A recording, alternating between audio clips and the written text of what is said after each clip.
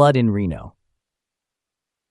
The night was cold in the Nevada wilderness, the kind of cold that cut through the blankets and left a chill in the bones.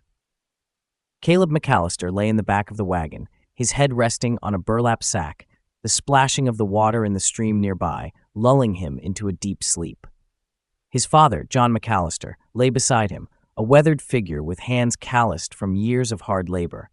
They had been traveling for weeks, heading westward toward California, drawn by the promise of gold.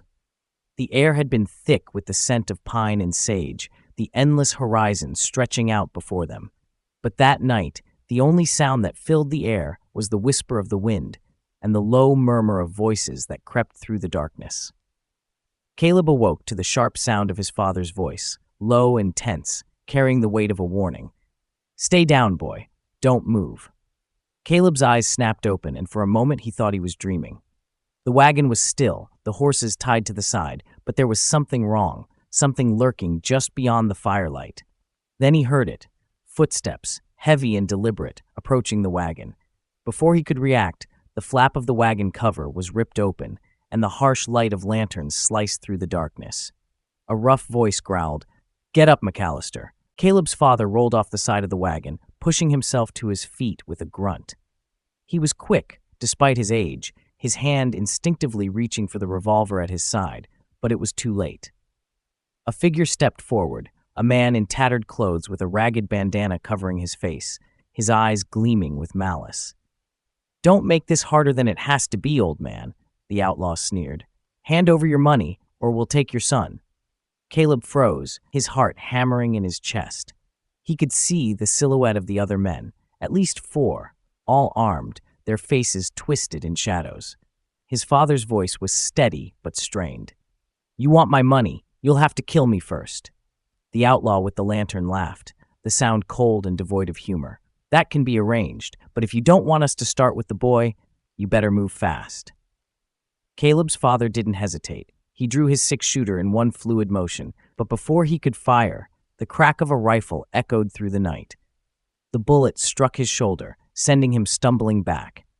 His revolver clattered to the ground as he fell to his knees, blood seeping through his shirt. Caleb screamed his father's name, but the outlaws didn't give him a chance to move. One of them grabbed him roughly by the arm, yanking him out of the wagon. His father, gasping for breath, looked up at him with wild eyes, blood pouring from his wound. "Go, Caleb," he shouted, his voice hoarse. "Run! Get to Virginia City! Get to the Ponderosa!"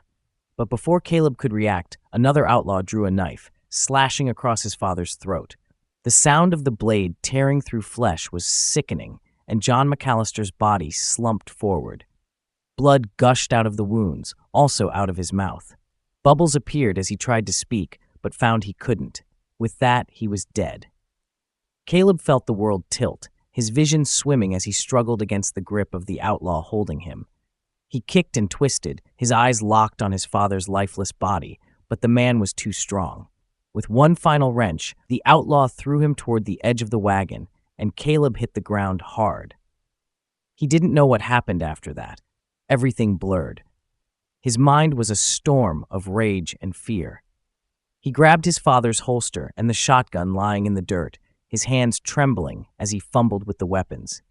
He didn't stop to think, didn't stop to look back. His father's blood was still fresh on his hands as he scrambled into the driver's seat of the wagon and lashed the reins, urging the horses into a desperate gallop. The outlaws didn't chase him. They left, leaving McAllister blood to stain the earth behind them. Caleb didn't look back as he drove the wagon through the darkened night, his father's revolver and shotgun heavy in his hands. He didn't know how long he had been riding when the city lights of Virginia City finally came into view, but he knew one thing. He was alone now. His mother had died years ago, and now his father was gone. The Wild West had claimed both of them, and left him with nothing but the legacy of a man who had been willing to fight for gold, for family, and for survival. But Caleb McAllister wasn't done yet. He wasn't sure what he was going to do next, but he was certain of one thing. The men who had killed his father would pay. And Virginia City, with all its lawlessness and whispered legends, might just be the place to find them.